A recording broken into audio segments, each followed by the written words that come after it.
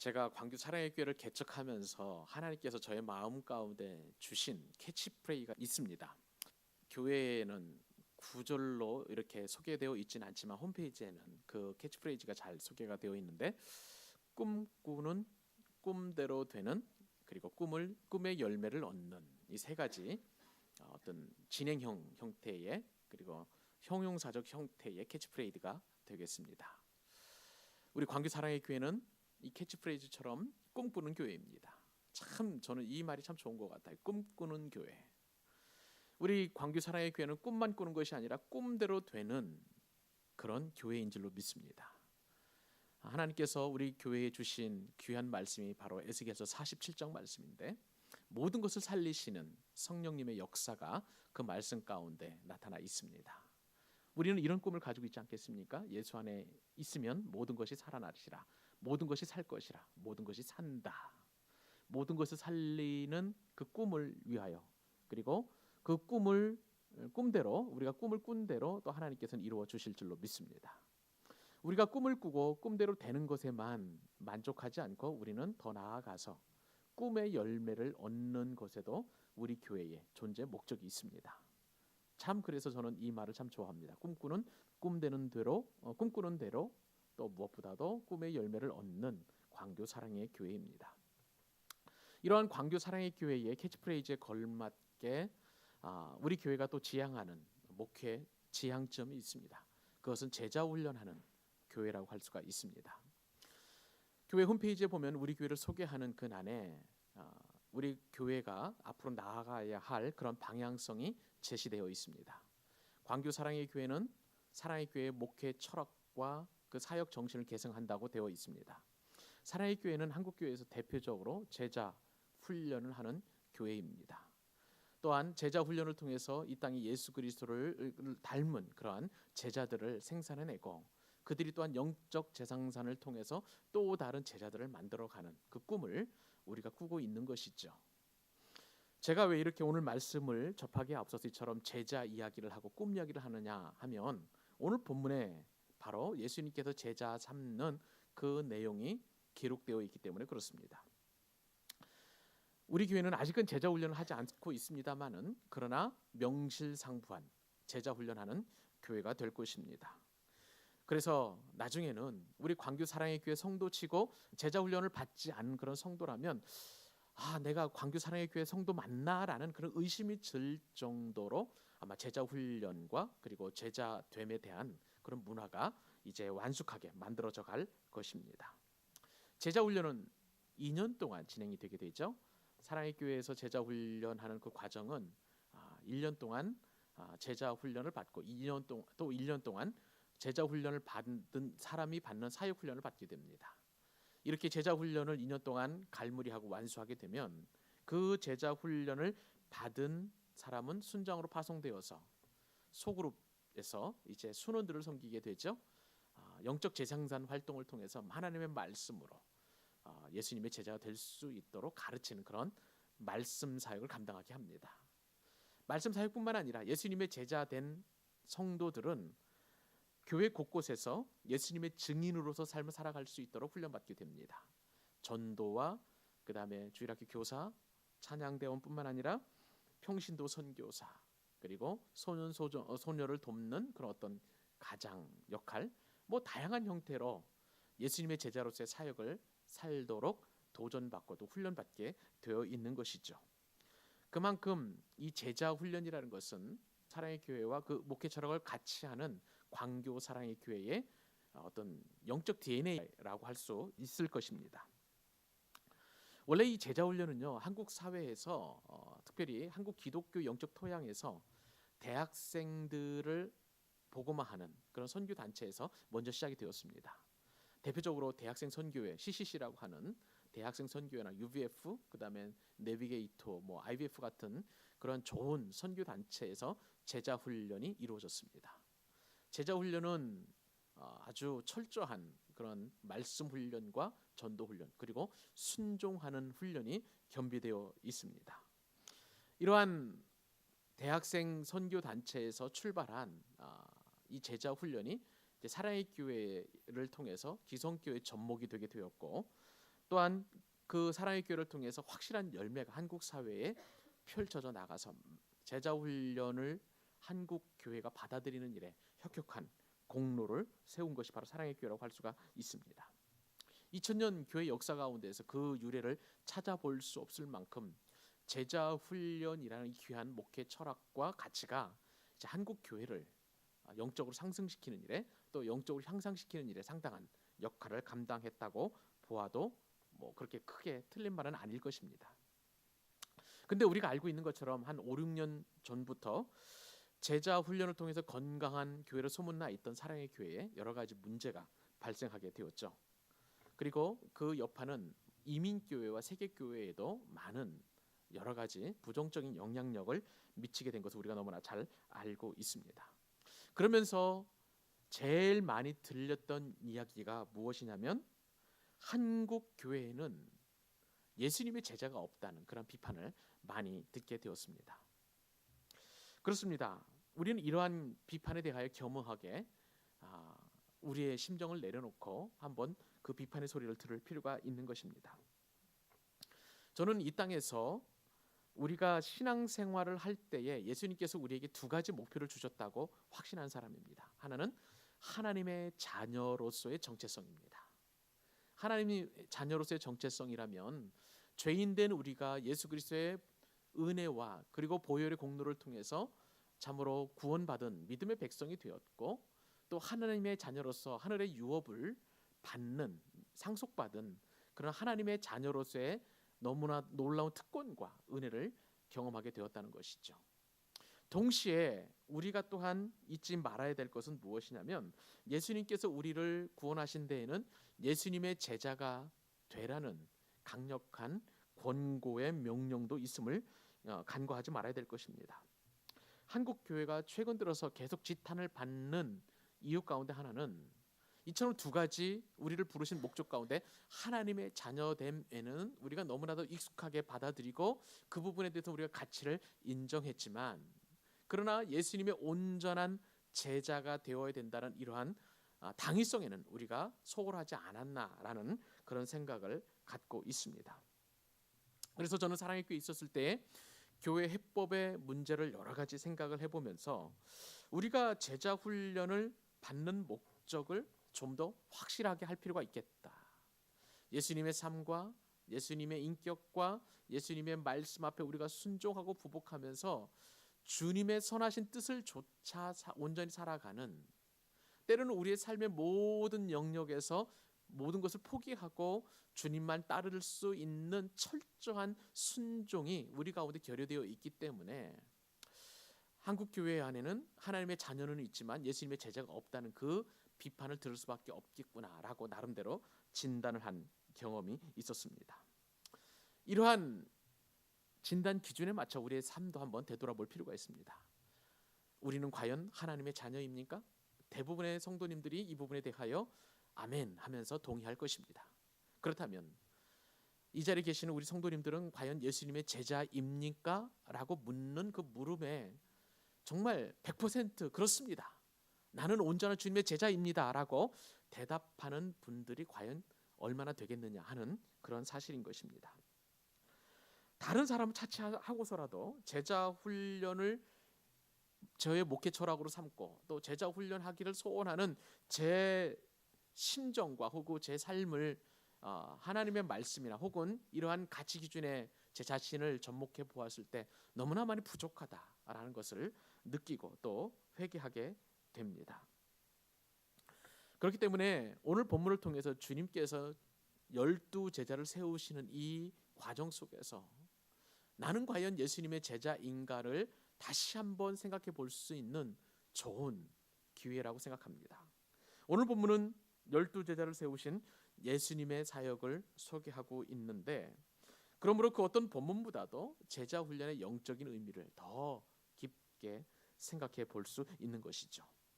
그러므로 저와 여러분은 오늘 말씀을 통해서 우리를 제자로 삼으신 아니 나를 제자로 삼으신 예수님의 은혜에 감사하면서 과연 주님께서 나의 삶 가운데서 원하시는 이 제자로서의 삶이 무엇인지를 다시 한번 확인해 보는 삶의 이정표를 생각해보는 그런 시간이 될 수 있기를 바랍니다.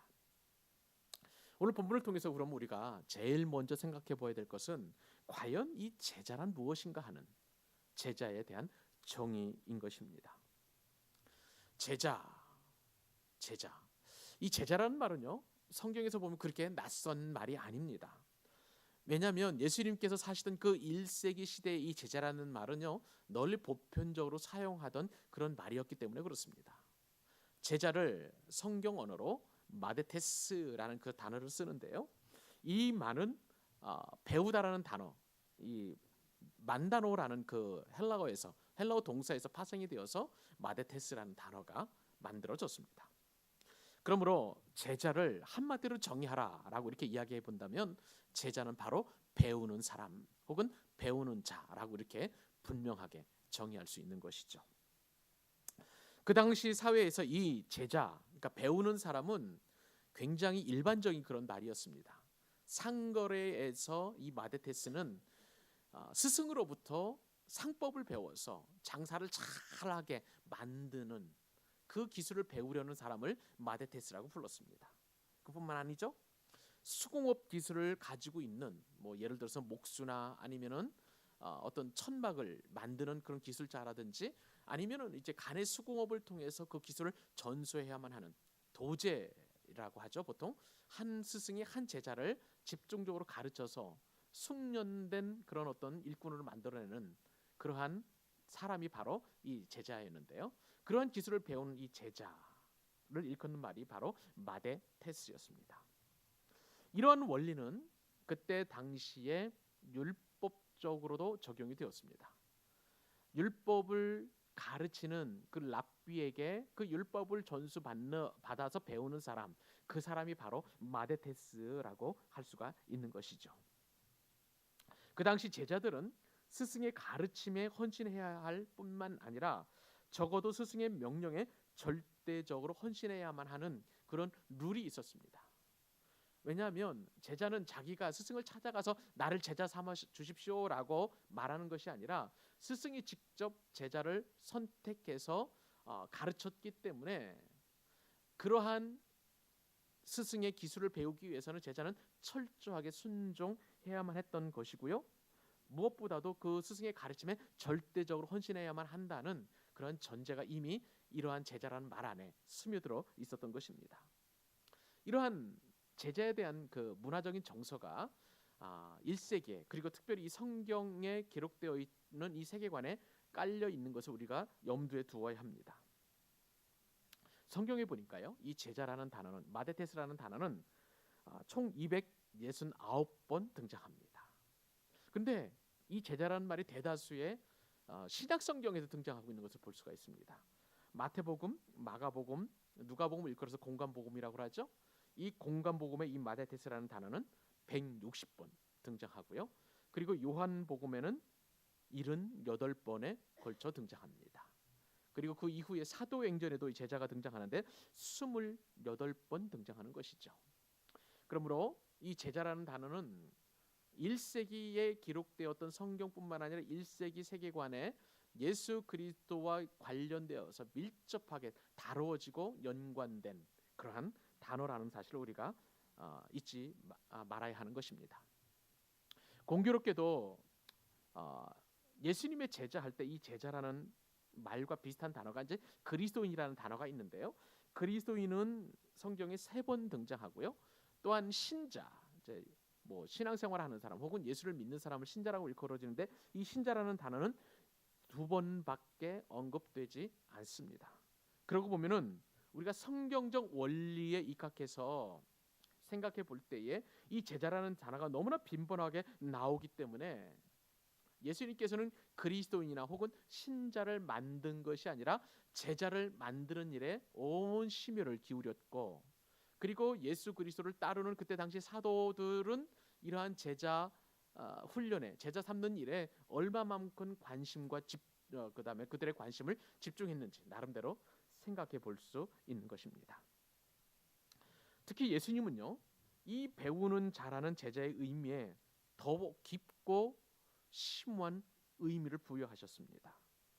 제자는 아까 가르침을 받는 사람이라고 말씀을 드렸는데 제자는 예수님의 가르침을 받는 자뿐만 아니라 여기서 더 확대되어 나아가서 그 가르침을 삶에서 실천하는 사람으로 이렇게 확대되어서 말씀하신 것을 볼 수가 있습니다.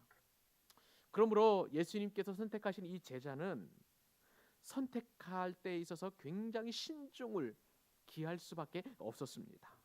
뿐만 아니라 이 제자는 스승을 따라갈 때, 스승이신 예수님을 따라갈 때 확실한 자기 부인을 하지 않으면 안 되는 그런 상황이었습니다.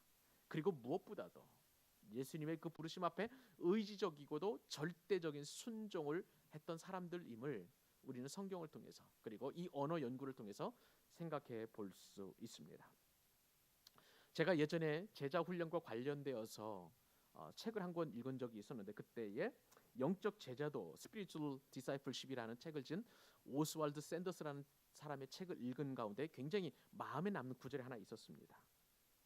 이 오스왈드 샌더스는 이 영적 제자도라는 책에서 요즘에는 제자로 성숙해가는 모습을 보이지 않으면서도 자신이 그리스도인이다, 자신이 예수님의 제자라고 말하는 사람이 적지 않다라고 비판을 했던 그 내용이었습니다. 오스왈드 샌더스의 이 비판은 한국 교회도 그대로 적용이 되고요, 저의 삶에도 그대로 적용해 볼 수 있는 비판이라고 할 수가 있습니다.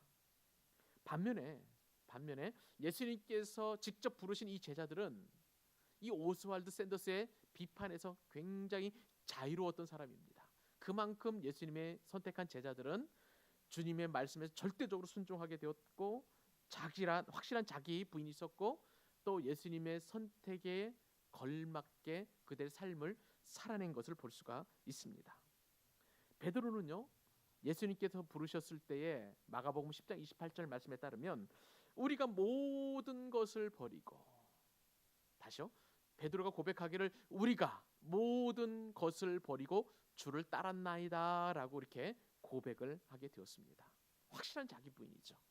주님께서 부르신 그 부르심에 절대적으로 순종했던 확실한 제자의 모습을 베드로가 보여주었던 것입니다. 그러므로 예수님의 제자라면 베드로와 같은 헌신과 그리고 충성이 절대적으로 있어야 된다는 사실을 우리가 깊이 먼저 각인할 필요가 있습니다. 자, 오늘 본문을 우리가 깊이 더 묵상해 가기 위해서 한 가지 짚고 넘어가야 될 부분이 하나 있습니다. 그것은 오늘날 예수님의 제자는 누구를 말하는가 라는 점입니다. 여러분, 예수님의 제자는 과연 누구입니까? 오늘날 교회에서 생각해 볼 수 있는 주님의 제자는 누구입니까? 제자 훈련을 받는 사람이 바로 예수님의 제자입니까? 아니면 이미 제자 훈련과 사역 훈련을 마친 사람들이 예수님의 제자입니까? 우리는 이 부분에 대해서 분명하게, 명쾌하게 짚고 넘어가야 합니다. 이에 대해서 설교를 준비하면서 오카노 목사님이 쓰신 평신도를 깨운다라는 책을 보았습니다. 그런데 놀랍게도요, 예수님의 제자는 굉장히 포괄적이었습니다. 옥 목사님은 예수님의 제자를 정의하기를, 21세기 예수님의 제자죠, 이 예수님의 제자를 정의하기를 모든 믿는 자가 다 예수님의 제자다라고 이렇게 정의를 내렸습니다. 그러면 우리가 의아하게 생각이 될 부분들이 있죠. 초신자는 어떻겠냐는 것입니다. 회심자는 이제 막 갓 회심한 회심자는 어떻겠냐는 사실입니다. 오카노 목사님의 정의에 따르면은 회심자나 혹은 초신자라 할지라도 모두가 다 예수님의 제자라는 사실을 분명하게 하고 있다는 것입니다. 사람마다 제자의 삶에 있어도 정도의 차이는 있지만 이제 갓 믿고 회심한, 그래요, 세례를 받은 사람도 예수님의 제자요. 그다음에 예수님의 제자가 되기 위하여 열심히 배우고 성숙해지기를 원하는 사람도 당연히 예수님의 제자가 되는 것입니다. 또 목회자가 되어서 제자 훈련이나 사역 훈련을 통해서 정말 예수님의 제자로 살 수 있도록 도전을 주고 또 강의하는 목회자도 예수님의 제자라는 사실을 우리가 할 수 있는 것입니다. 그러므로 제자로 부름받은 사람은 한 자리에 가만히 있어서는 안 되는 것이죠. 회심자나 혹은 초신자나 제자 훈련을 받는 사람이나 혹은 제자 훈련을 시키는 교역자나 상관없이 지속적으로 성장해야만 하는 것입니다. 지속적으로 예수님의 제자가 되어 가야만 하는 것이죠. 지속적으로 예수님의 제자가 되기를 소망하면서 지속적으로 성장하고 변화되고 또 주님께서 원하시는 삶을 살 수 있도록 자기 자신을 쳐서 복종하고 가르치는 그 과정이 끊임없이 지속돼야 된다는 것을 우리가 깨닫게 되는 것입니다. 예수님의 그 표대, 우리의 진정한 삶의 표대이고 우리의 신앙의 표대이신 예수님을 향해서 나아가는 모든 사람들이 예수님의 제자라고 할 수 있다는 것이죠. 우리는 이러한 예수님의 21세기 예수님의 제자라는 그러한 색다른 정의를 통해서 제자는 완성되지 않았다는 것을 우리가 한번 생각해 볼 필요가 있습니다. 사랑의 교회 문제를 통해서 또 한국 교회에 진정한 예수님의 제자가 없다는 그 비판을 통해서 우리는 제자는 완성되는 것이 아니라 완성을 향해서 나아가는 존재라는 사실 앞에서 우리는 분발해야 될 필요가 있는 것이고, 그리고 너무나 이상적인 그 제자상을 만들어 놓고 시험에 들 필요가 없다는 사실을 우리가 이러한 제자에 대한 정의를 통해서 살펴볼 수 있는 것입니다. 그렇습니다. 제자는 만들어져 가는 것입니다. 제자는 궁극적으로 예수님을 닮아가도록 그리스도의 장성한 분량에 충만한 데까지 이르도록 완성되어 가야 된다는 점에서 우리는 부족하고 연약하지만 그러나 그럼에도 불구하고 주님이 주실 은혜를 기대하면서 성숙해지고 성장해가는 제자의 모습을 꿈꾸어야만 하는 것입니다.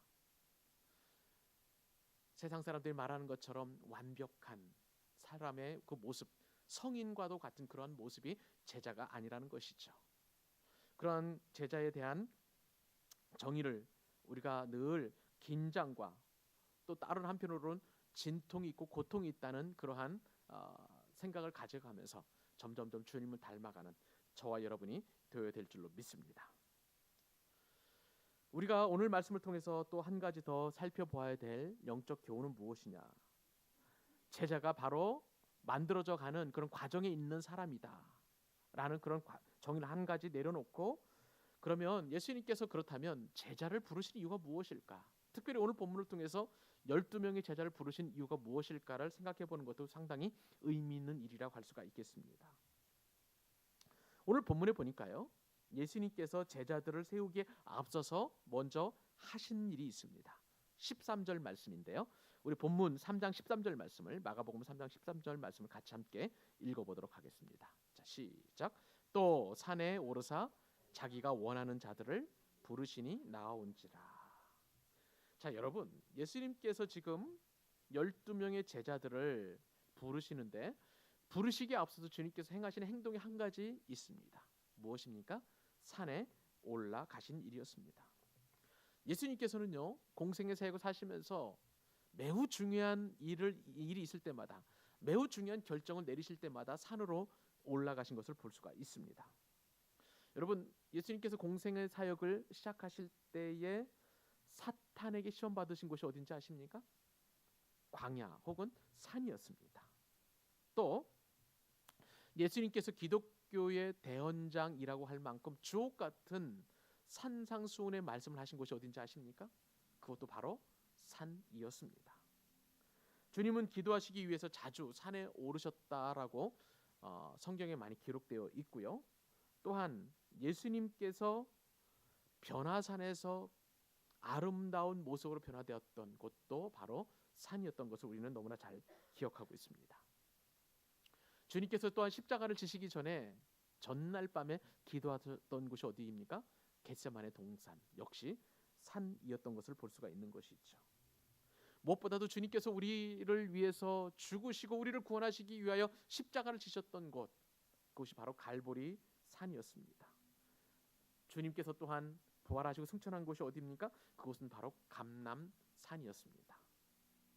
그런 면에서 예수님께서는 산에 오르실 때마다 매우 중요한 아주 사역적인 결단 사항이 바로 산에서 이루어졌다는 것이죠.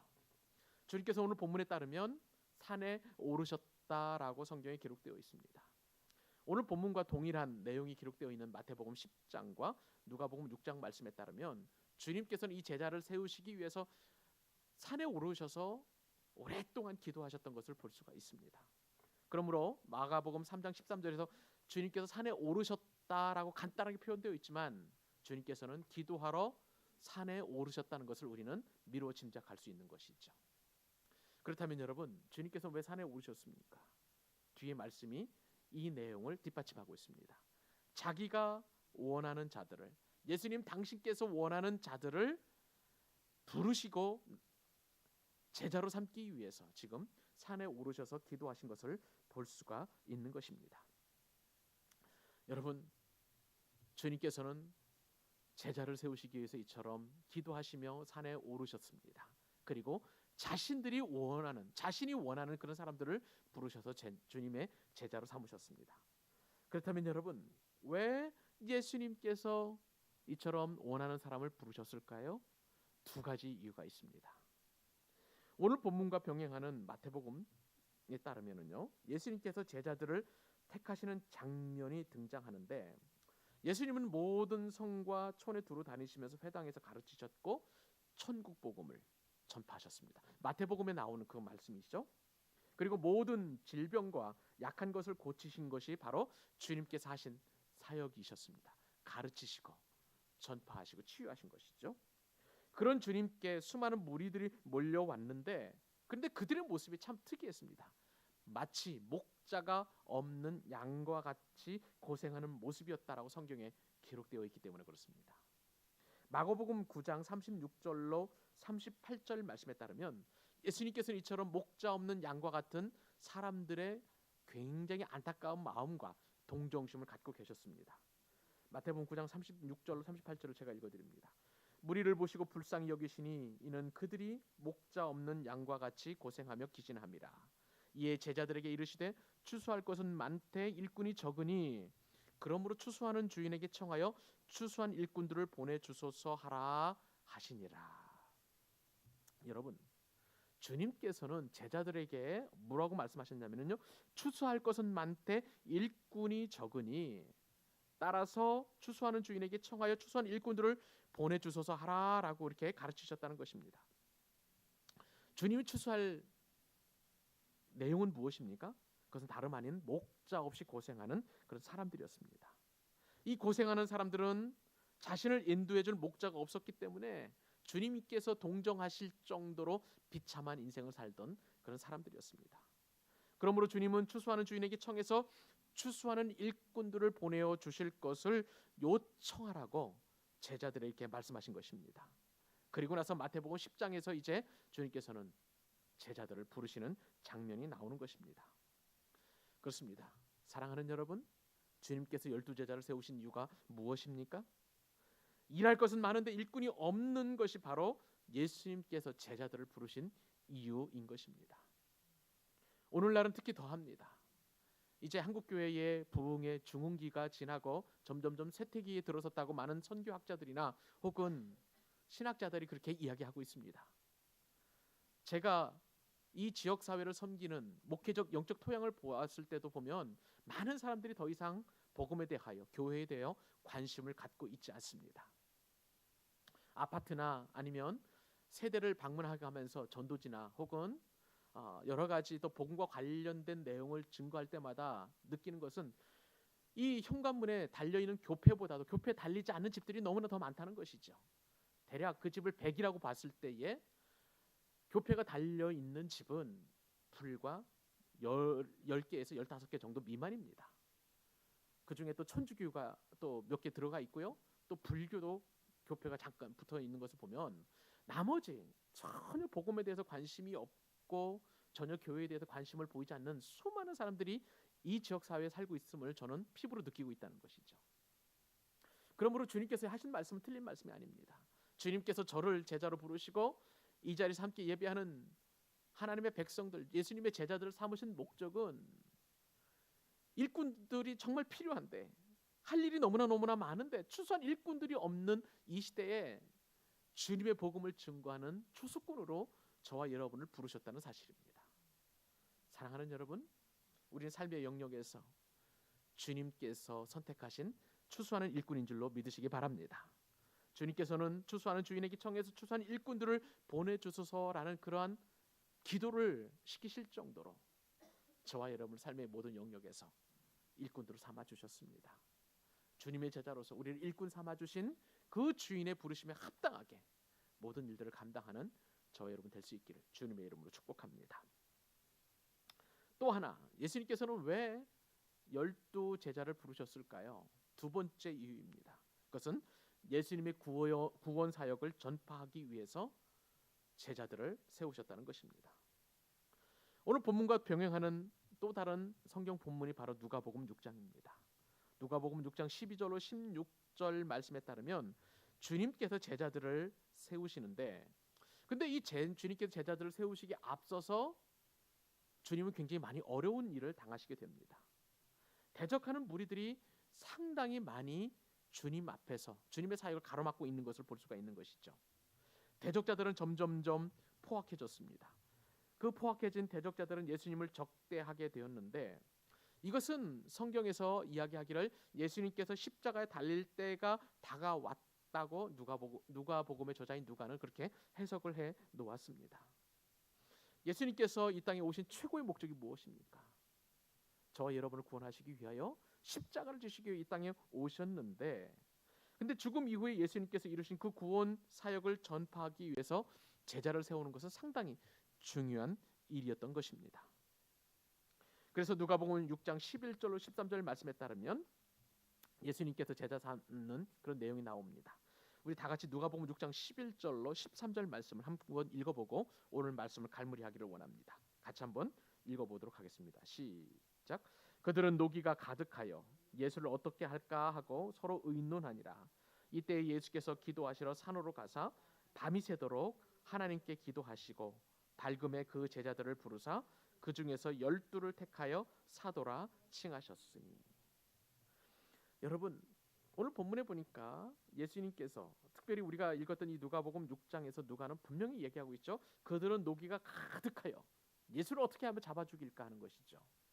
우리가 매주 수요일마다 마가복음을 다루어 왔는데, 마가복음 우리가 오늘 본문에 앞서서도 마가복음 3장이나 혹은 마가복음 2장에 보면 안식일에 밀 이삭을 자른 사건을 통해서 예수님을 힐난하는 무리들이 있었죠.